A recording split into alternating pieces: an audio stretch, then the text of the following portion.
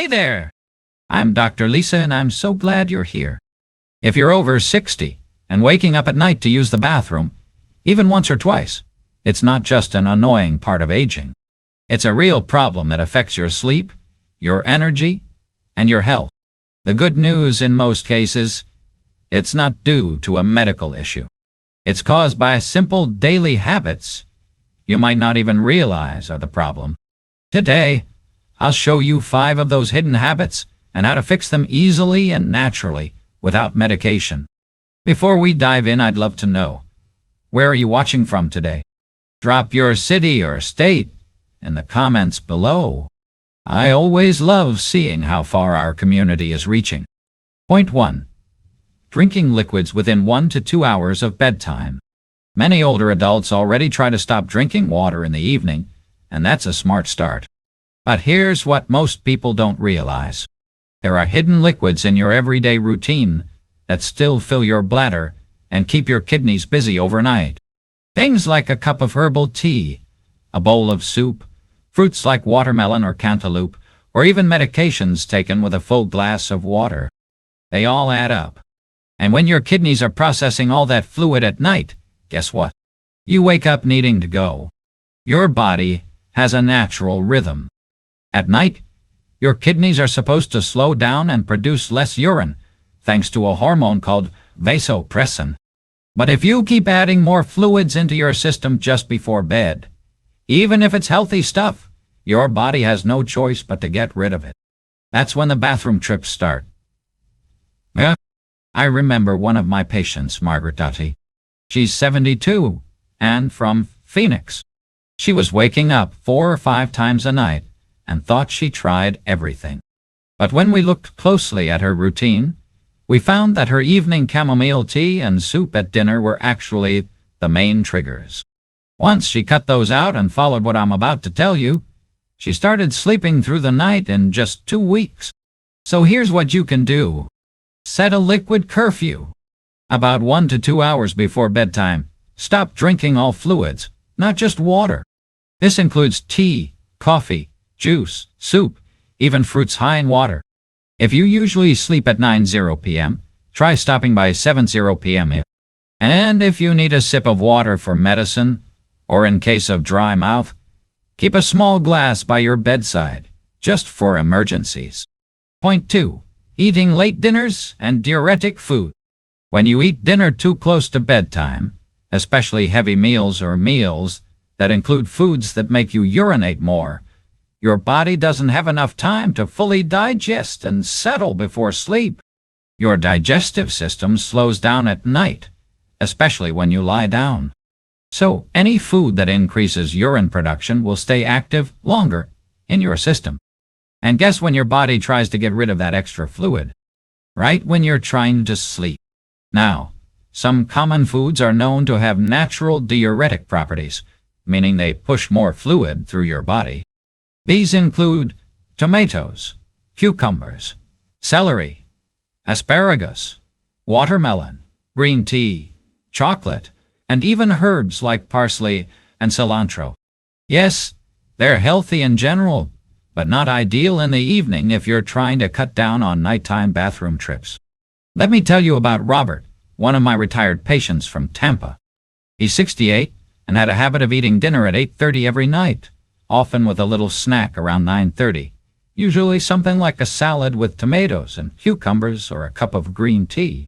He thought he was being health conscious, but couldn't figure out why he was waking up at 1:00 a.m., 3:30 a.m., and again at 5:00 a.m. Once Robert moved his dinner to 6:30 p.m., and stopped eating or drinking anything diuretic after 6:00 p.m., his sleep changed completely. Within 10 days, he was waking up only once a night.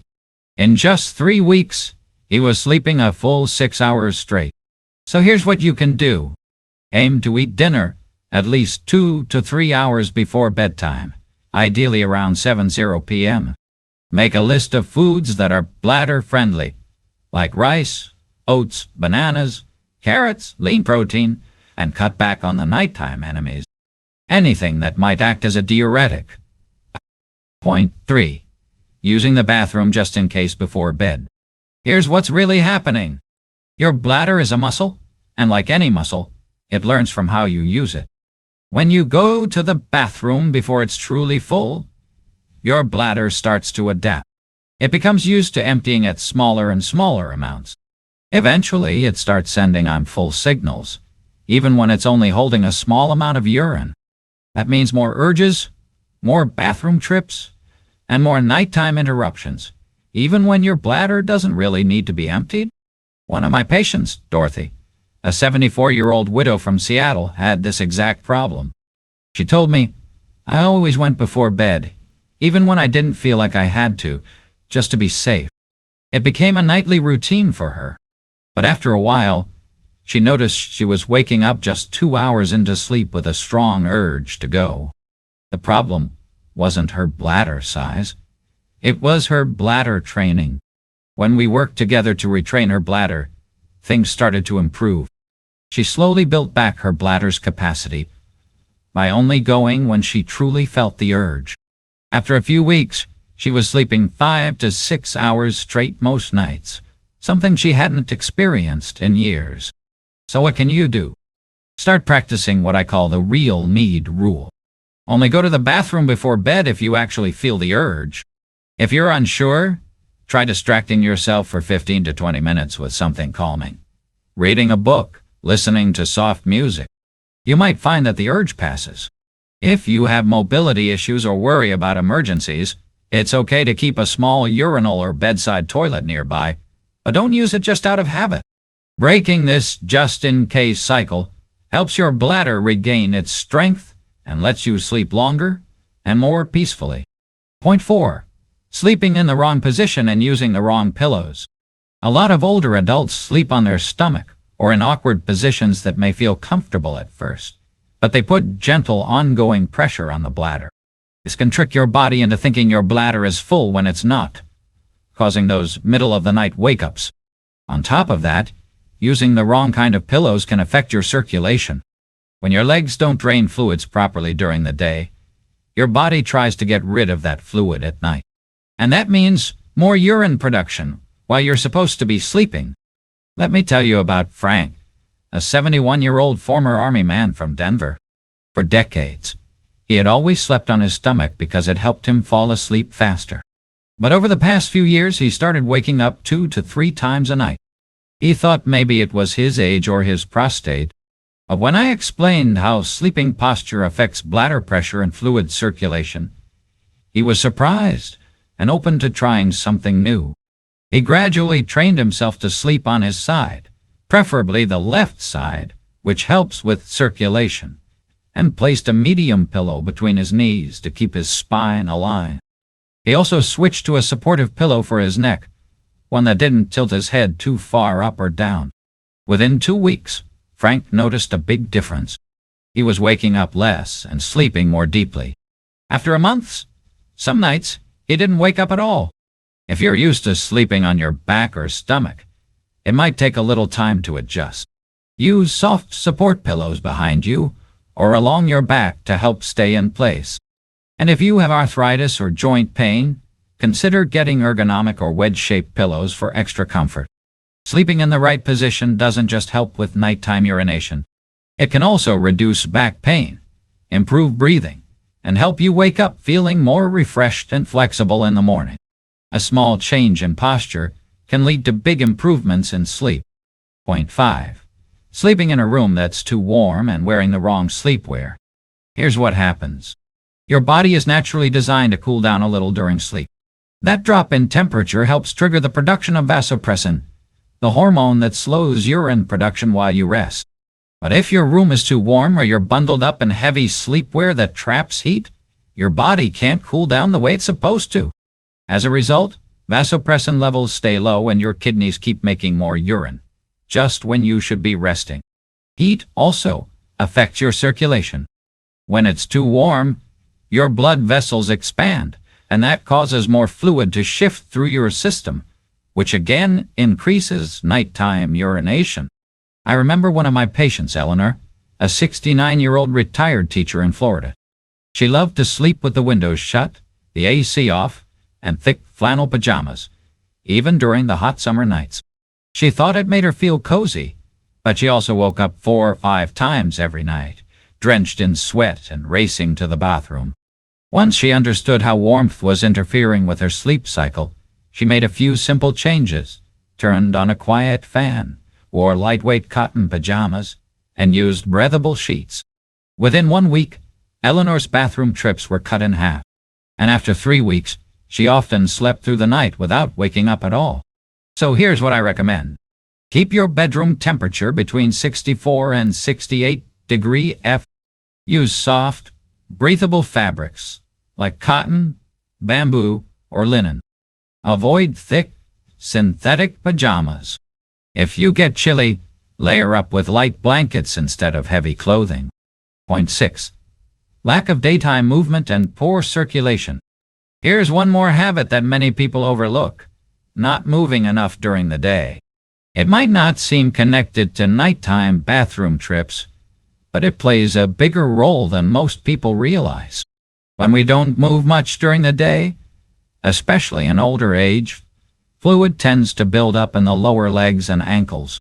Then, when you lie down at night, your body starts reabsorbing that fluid and your kidneys begin filtering it.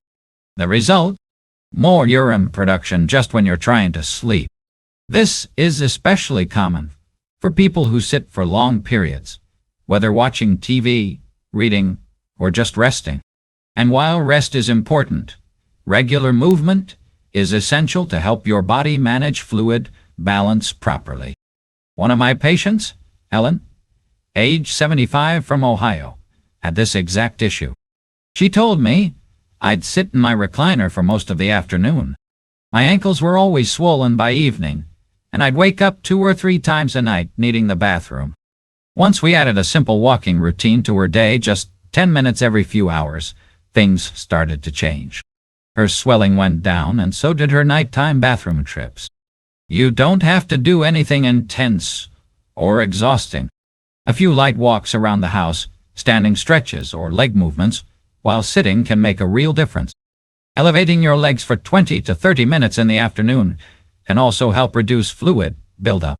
And if you're able, gentle exercises like Tai Chi or chair yoga are excellent ways to improve circulation. Also, avoid sitting or lying down for long stretches without moving. Set a reminder if needed. Just standing up and walking to the kitchen or around the room every hour or so helps. Improving your circulation during the day means less fluid gets dumped into your system at night. And that means fewer bathroom trips, deeper sleep, and more energy the next day. Point 7. Taking certain medications too late in the day. Another hidden cause of nighttime bathroom trips is when you take certain medications too late in the day, especially ones that increase urine output or affect your sleep cycle. Let's start with diuretics, also known as water pills. These are commonly prescribed for high blood pressure, heart issues, or fluid retention. They work by helping your body get rid of excess salt and water, which is important. But if you take them in the late afternoon or evening, they'll keep working while you're trying to sleep. That means more urine production at night and more trips to the bathroom. Another category includes certain blood pressure medicines, sedatives, or medications with caffeine. Some over-the-counter drugs for pain, cold symptoms, or even asthma might also include ingredients that irritate the bladder or affect your sleep pattern. I remember a patient named Joe, 73 years old, who came to me confused. "Doc," he said, "I stopped drinking water early, I eat dinner on time, and I sleep on my side like you told me, but I'm still waking up 2 or 3 times a night." After reviewing his meds, we discovered he was taking his diuretic at 5:00 p.m. daily. Once he shifted that to mid-morning, with his doctor's approval, he immediately saw improvement. Within a week, he was sleeping 5 hours straight for the first time in years. So what can you do? First, don't make changes on your own. Always check with your doctor or pharmacist. Ask if any of your medications could be affecting your bladder or sleep, and whether the timing can be safely adjusted. In many cases, Simply moving a pill to earlier in the day can make a big difference without changing the dose. Also, keep a little medication log. Track when you take each pill and how often you wake up that night. You might notice patterns you hadn't seen before. Now that you've learned about these 6 everyday habits, I hope you're starting to see things a little differently. Because the truth is, waking up multiple times a night to use the bathroom isn't just something you have to accept with age. It's often the result of small things you do every day, that are completely within your control to change. We talked about how drinking fluids too close to bedtime, eating late meals with diuretic foods, using the bathroom just in case, sleeping in the wrong position, or keeping your bedroom too warm can all quietly disturb your body's natural rhythm. And the good news? None of these solutions require pills, surgeries, or expensive treatments. Just a little awareness, a few simple adjustments, and some consistency. When you start giving your body the right signals, like when to slow down, when to relax, and how to rest, everything begins to shift. You sleep more deeply, you wake up less, you feel sharper, stronger, and more energized during the day. And most importantly, you begin to trust your body again. I've seen these changes firsthand with so many older adults who thought they had no choice but to suffer through restless nights. But once they understood what was really going on and made these small changes, their lives improved. Not just their sleep, but their mood, their independence, and even their relationships. If you've made it this far, I want to thank you for caring about your well-being. That alone says a lot about your strength and your willingness to grow at any age. I truly believe it's never too late to feel better, sleep better, and live better. Now, I'd love to hear from you. Which of these habits did you recognize in yourself? Or which one are you most excited to try changing first? Share your thoughts in the comments below. I read every single one, and your story might just encourage someone else to start their journey too. Take good care of yourself and remember, better sleep is possible, and you deserve it.